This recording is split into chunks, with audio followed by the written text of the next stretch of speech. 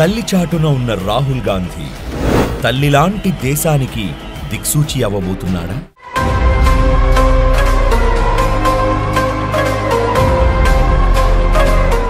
నయా రాహుల్ గాంధీ ధర్మ మార్గాన పనిచేస్తూ వెళ్ళు, ఫలితం ఏదైనా దైవప్రసాదంగా స్వీకరించు అని ఆనాడు కురుక్షేత్రంలో అర్జునుడికి శ్రీకృష్ణుడు ధర్మం కోసం ఫలితం ఆశించకుండా యుద్ధం చేయమని గీతను బోధించి, ఫలితాలు శాశ్వతం కాదు, పనిచేయడమొక్కటే మార్గంగా ఎంచుకుంటూ శాశ్వతంగా నిత్యం పనిచేసుకుంటూ వెళ్లాలని ద్వాపరయుగంలో అద్భుతమైన తత్వాన్ని లోకానికి చాటి చెప్పాడు. సరిగ్గా గీతలోని శ్రీకృష్ణుడి యొక్క మాటను స్వీకరించి గత దశాబ్దం పైగా పనిచేస్తూ కాంగ్రెస్ పార్టీని భుజాన వేసుకుంటూ ఒకే ఒక్కడిగా ధైర్యంగా అంతులేని విశ్వాసంతో ముందుకెళ్తున్నాడు dynamic and energetic national leader Rahul Gandhi.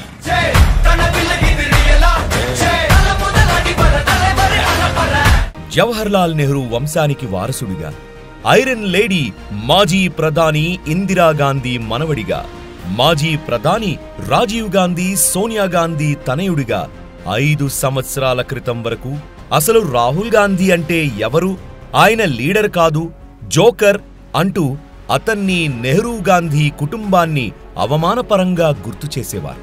అంతేకాదు అతని స్థాయిని, జాతీయ కాంగ్రెస్లో స్థానాన్ని హేళన చేస్తూ పప్పు పప్పు అంటూ సంబోధించేవారు. కానీ రాహుల్ గాంధీ ఏనాడు కూడా వాటిని సీరియస్గా తీసుకోకుండా పోనీలే అని వదిలేశాడు. మొన్నటి వరకు ఇది జరిగిందంతా గతం. కానీ 2019 తర్వాత, అంతకు ముందు రాహుల్ గాంధీ రాజకీయంగా పనిచేసే విధానం కాని, ఆయనలో ఉన్న పరిపక్వత, ఆలోచన సరళిగాని పూర్తి భిన్నంగా మారాయి. నిజానికి 2014 సంవత్సరంలో కాంగ్రెస్ సాధించిన సీట్లు కేవలం 42 మాత్రమే. అప్పుడు రాహుల్ గాంధీ కాంగ్రెస్లో యువ లీడర్గా ఎదుగుతున్న సమయం. ఘోర పరాభవం తట్టుకొని మరి పార్టీ కోసం కార్యకర్తగా నిలబడ్డాడు. ఆ సమయంలో అధ్యక్ష పదవి వచ్చినా కాని దానికి అర్హుడని కాదంటూ నిజాయితీగా పక్కన పెట్టేసి తల్లి సోనియమ్మకు, పార్టీలోని పెద్దలకు నచ్చజెప్పుతూ కేవలం పార్టీలో ఒక మెంబర్గానే పనిచేసి అప్పటి వరకు రాజకీయ వారసత్వాలు అనేవారి నోరును ఒక్కసారిగా మూయించాడు. కాని ఆ సమయంలో దేశంలో నరేంద్ర మోదీ హవా కొనసాగుతూ ఉండగా మళ్లీ 2019లో 52 సీట్లతో సరిపెట్టుకుని ఘోరమైన స్థితికి వెళ్లిపోయింది కాంగ్రెస్ పరిస్థితి. తర్వాత రాహుల్, సోనియా గాంధీ హెరాల్డ్ కేసులు చుట్టుముట్టాయి. అంతేకాదు మొన్న కర్ణాటకలో రాహుల్ చేసిన అనుచిత వ్యాఖ్యల మూలాన ఎంపీ సీటు కూడా కోల్పోవాల్సి వచ్చింది. ఆఖరికి ఢిల్లీలోని ఎంపీ నివాసం కూడా ఖాళీ చేయవలసి వచ్చింది. దీంతో నిరాశలోకి వెళ్లిన రాహుల్కి ప్రజల నుండి సానుభూతి లభించింది. దాన్ని ఆయన స్వార్థానికి వాడుకోకుండా ప్రజలకి బీజేపీ చేస్తున్న అన్యాయాలను ఒక్కొక్కటిగా వివరిస్తూ నచ్చజెప్పే ప్రయత్నం చేశారు. అయితే 2019 ఓటమి తర్వాత కాంగ్రెస్ పనంతా అయిపోయింది అనుకున్న సమయంలో ఓటముల నుండి పాఠాలు నేర్చుకుంటూ, చేసిన తప్పుల్ని సరిదిద్దుకుంటూ, వెనుకబడిన విద్యార్థి నుండి ముందు నిలబడిన లీడర్గా పార్టీకి దిక్సూచిలా మారి రాష్ట్ర స్థాయిలో ప్రత్యేకమైన ప్లానింగ్లు అవలంబిస్తూ హిమాచల్ ప్రదేశ్, కర్ణాటక, తెలంగాణ రాష్ట్రాల్లో కాంగ్రెస్ ప్రభుత్వాలను అధికారంలోకి వచ్చేటట్టుగా సక్సెస్ సాధించారు. తమిళనాడు, ఉత్తరప్రదేశ్లో పార్టీని బలోపేతం చేశారు. ఢిల్లీలో కేజ్రీవాల్ సహాయం కోరారు. ఇలా ఒక్కో ఇటుక పేర్చుకుంటూ దీని వెనుక ఆయన ఒక్కడే పడ్డ కృషి అంతా ఇంతా కాదు, అద్భుతమని చెప్పొచ్చు. భారతదేశ ప్రజలను ఏకం చేయడం, వారి సమస్యలను వినడం లక్ష్యంగా రాహుల్ నేతృత్వంలో భారత్ జోడో యాత్ర చేపట్టాడు. భారతీయ జనతా పార్టీ నేతృత్వంలోని కేంద్ర ప్రభుత్వ విభజన రాజకీయాలకు వ్యతిరేకంగా దేశాన్ని ఏకం చేయాలనే లక్ష్యంతో 2022 సెప్టెంబర్ 7న తమిళనాడు ముఖ్యమంత్రి ఎంకే స్టాలిన్ సపోర్టుతో కన్యాకుమారిలో రాహుల్ గాంధీ ఈ యాత్రను ప్రారంభించారు. 5 నెలల్లో 12 రాష్ట్రాలు, 2 కేంద్రపాలిత ప్రాంతాల్లో 3570 కిలోమీటర్ల పొడవున ఉదయం 7 గంటల నుంచి రాత్రి 10 గంటల 30 నిమిషాల వరకు రోజు 23 కిలోమీటర్ల మేర నడుస్తూ అడుగడుగున ప్రజల ఆశీస్సులతో భారీ స్థాయిలో నీరాజనాలు పలికారు.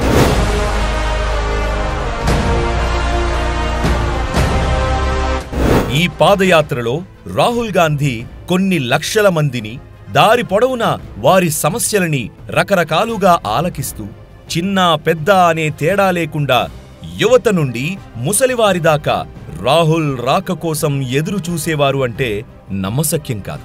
ఆయనతో పాటు కొన్ని లక్షల మంది పాదయాత్రన నడిచారు. అలా ఒక్కో అడుగు వేస్తూ ప్రజలందరినీ కలుపుకొని వెళ్ళాడు. యాత్ర ముగిసిన తర్వాత రాహుల్ గాంధీలో మెండైన నాయకత్వ లక్షణాలు పెంచుకున్నాడు. ఈ యాత్ర ద్వారా ప్రజల సమస్యలు బాధలు తెలుసుకోవడమే కాదు, వారి కుటుంబాల్లో వ్యక్తిగా నన్ను ఆదరించిన ప్రజలందరికీ కృతజ్ఞతలు తెలుపుతూ ఈ జోడో యాత్రను జీవితంలో ఎప్పుడూ మర్చిపోలేనని స్పందించాడు. ఈ యాత్ర ద్వారా ఒక్కసారిగా పాతాళంలో పడి ఉన్న కాంగ్రెస్ పార్టీని అమాంతం నిలబెట్టి శభాష్ అనిపించాడు రాహుల్. ఒక రకంగా చెప్పాలంటే జోడో యాత్ర కాంగ్రెస్ పార్టీకి బలమైన ఒక మాత్రలా పనిచేసిందని అనుకోవచ్చు. ఈ మైలేజీతోనే కాంగ్రెస్ తెలంగాణ రాష్ట్రంలో కాంగ్రెస్ పార్టీ క్యాడర్ని బలోపేతం చేసుకోవడంలో పూర్తిగా సక్సెస్ అయ్యారని, రాహుల్ గాంధీ పట్ల పూర్తి విశ్వాసాన్ని కనబరిచారు ప్రజలు. ఈ రకంగా దశాబ్దం తర్వాత తెలంగాణ రాష్ట్రంలో కాంగ్రెస్ పునర్వైభవం దక్కించుకుంది. కాంగ్రెస్ పార్టీ ఇచ్చిన ఎనర్జీతో రాష్ట్ర నాయకులకు కూడా రాహుల్ గాంధీ పట్ల గొప్ప గౌరవం, అభిమానం పెరిగాయి. ఇక ఆ తర్వాత చేపట్టిన న్యాయ యాత్ర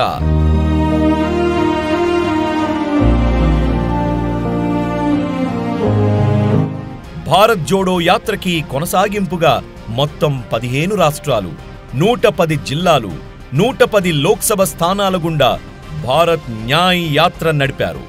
ఈ యాత్రలో చిన్నపాటి నడకతో పాటు బస్సుని కూడా భాగం చేసుకుని యాత్రని కొనసాగించారు. ఈ న్యాయ యాత్ర ఉత్తరప్రదేశ్లో అత్యధికంగా 11 రోజుల పాటు కొనసాగింది. ఈ యాత్ర ఫలితంగానే మొన్న సార్వత్రిక ఎన్నికల్లో ఎన్డీఏ కూటమి కుంభస్థలాన్ని పగలగొడుతూ దాదాపు 30కి పైగా స్థానాలను బీజేపీ ప్రభుత్వం కోల్పోయేలా చేశాడు రాహుల్ గాంధీ.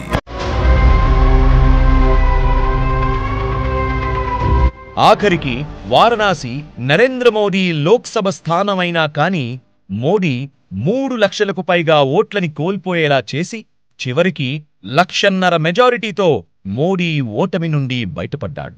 అలా ఆ రాష్ట్రంలో 1074 కిలోమీటర్ల దూరం వరకు యాత్ర చేసి అమేథీ, రాయ్బరేలీ, వారణాసి, ప్రయాగ్రాజ్ల మీదుగా న్యాయ యాత్ర ప్రయాణం కొనసాగించాడు. దీంతో యాత్ర ఫలితంగా యూపీలో అనేక చోట్ల కాంగ్రెస్ గెలిచేటట్టుగా, ఎన్డీఏ కూటమి ఓడేటట్టుగా ఒక్కసారిగా మోడీని ఓటమి అంచులకు తీసుకెళ్తూ భయాన్ని పుట్టించాడు రాహుల్ గాంధీ. ఈ భయంతో నరేంద్ర మోడీ భవిష్యత్తులో ఇంకా కష్టపడి పనిచేయాలంటూ ఇండైరెక్ట్ గా సంకేతం ఇచ్చినట్టు ప్రజలు అనుకుంటున్నారు. రాహుల్ గాంధీ మిత్రపక్షాలు అఖిలేష్ యాదవ్తో కలిసి ఉత్తరప్రదేశ్లో బలంగా పనిచేయడంలో సక్సెస్ అయ్యారు. బీజేపీ చేస్తున్న అసత్య ఆరోపణలను తిప్పికొడుతూ రాజ్యాంగాన్ని కానీ, అయోధ్య మందిరాన్ని కానీ, హిందూ మతం గురించి కానీ ఏ రోజూ మేము తక్కువ చేసి మాట్లాడలేదు.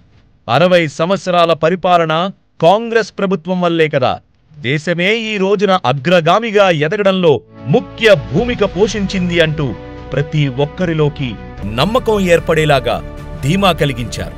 మరోవైపు సోదరి ప్రియాంక గాంధీ కూడా తోడవడంతో ఉత్తరాది, దక్షిణాది కొన్ని రాష్ట్రాల్లో బీజేపీ హవాని అడ్డంగా ఆపుతూ కేవలం 240 స్థానాలకి బీజేపీని పరిమితం చేసి మ్యాజిక్ ఫిగర్ అందుకోకుండా రాహుల్ అండ్ ఇండియా కూటమి ఆశ్చర్యపోయే విధంగా మ్యాజిక్ చేశారు. దీంతో ఒక్కసారిగా ఎన్డీఏ కూటమి ప్రభుత్వాన్ని ఏర్పాటు చేస్తారా అనే సందిగ్ధంలోకి రాహుల్ తీసుకెళ్లాడు.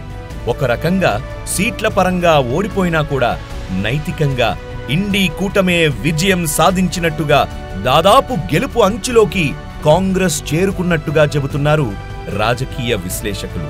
నిజానికి కాంగ్రెస్ పార్టీకి గతంలో కన్నా భారీ ఓట్ షేరింగ్ పెంచుకొని దాదాపు 100 సీట్లు గెలుచుకున్నారు. మొత్తం 26 ఇండీ కూటమి సభ్యులు కలుపుకొని ఇప్పుడు వీరి సీట్ల సంఖ్య 233కి చేరుకుంది. అంటే ఎన్డీఏ కూటమి కంటే ఒక 60 స్థానాలు మాత్రమే తక్కువ. మ్యాజిక్ ఫిగర్కి 39 స్థానాల దూరంలో ఉండిపోయారు ఇండీ కూటమి సభ్యులు.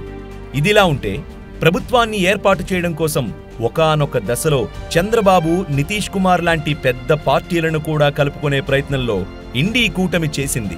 కానీ నిజాయితీగా రాహుల్ గాంధీ దానికి అంగీకరించలేదు. త్వరలో మన ప్రభుత్వాన్ని తీసుకొచ్చేందుకు కష్టపడదామంటూ సూచనలు చేశారు. నేనున్నానంటూ 26 పార్టీలకు భరోసాని ఇచ్చారు.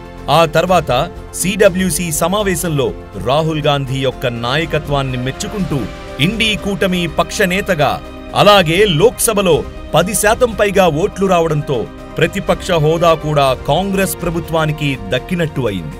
దీంతో రాహుల్ గాంధీని ఏకగ్రీవంగా ఎన్నుకుంటూ ఇండీ కూటమి సభ్యులు రాహుల్ని బలపరిచారు. కాంగ్రెస్ పార్టీ మునుపటి ఫామ్లోకి వచ్చిందని రాహుల్ కింగ్ మేకర్గా ప్రతిపక్ష హోదాలో బీజేపీ ప్రభుత్వాన్ని, గతంలో చేసిన తప్పుల్ని ఎండగట్టడానికి సిద్ధమవుతున్నారని కాంగ్రెస్ నేతలు చెబుతున్నారు.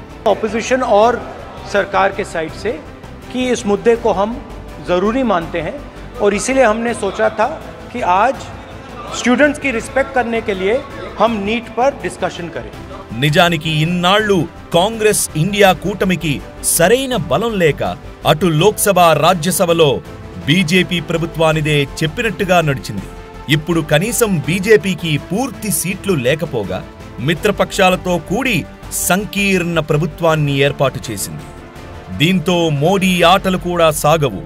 మిత్రపక్షాలు చెప్పినట్టుగా వినాల్సిందే అంటూ ఇండియా కూటమి సభ్యులు విమర్శిస్తున్నారు. ఏదేమైనా గత దశాబ్ద కాలంగా నడిచిన రాజకీయాలు, ప్రస్తుత రాజకీయాలకి చాలా వ్యత్యాసం కనబడుతుంది. ఒకప్పటి రాహుల్ గాంధీ పప్పు నుండి నిప్పులా మారి కేంద్ర ప్రభుత్వానికి అగ్గిపిడుగులా మారతాడేమో చూడాలి. గట్టిగా చెప్పాలంటే ఇక నుంచి పార్లమెంటు సభలు రాహుల్ గాంధీ వర్సెస్ మోడీగా ఉండబోతున్నాయి అనడంలో ఎలాంటి ఆశ్చర్యం లేదు. రెండూ సమఉజ్జీలుగానే ఉన్నాయి. ఏ బిల్లు పాస్ అవ్వాలన్నా ఎన్డీఏ కూటమి సభ్యులు కూడా అంత ఈజీగా ఒప్పుకోరు. ఈ సమయంలో ఇండియా కూటమి వారు విమర్శించడానికి సరైన కారణాలు కూడా దొరుకుతాయి. కాబట్టి ఈ 5 సంవత్సరాలు పూర్తయ్యేలోపు మధ్యలో ఎన్డీఏ కూటమిలో ఎలాంటి రాజకీయ సంక్షోభాలు తలెత్తినా వింత ఏమీ ఉండదు. మరోవైపు అంతర్జాతీయ ప్రముఖులు, ఇతర దేశాల ప్రధానులు రాహుల్ గాంధీ లాంటి నేతలు ప్రధాని అయ్యే అవకాశాలు తొందరలోనే ఉన్నాయంటూ ఇండియా కూటమికి మద్దతు తెలపడం విశేషం. ఇలాంటి స్థితిలో ఎన్డీఏ కూటమిలో ఎలాంటి సంక్షోభాలు తలెత్తినా ఇండియా కూటమి మిత్రపక్షాలను పెంచుకుని ప్రభుత్వాన్ని ఏర్పాటు చేసే అవకాశాలు కూడా లేకపోలేదు.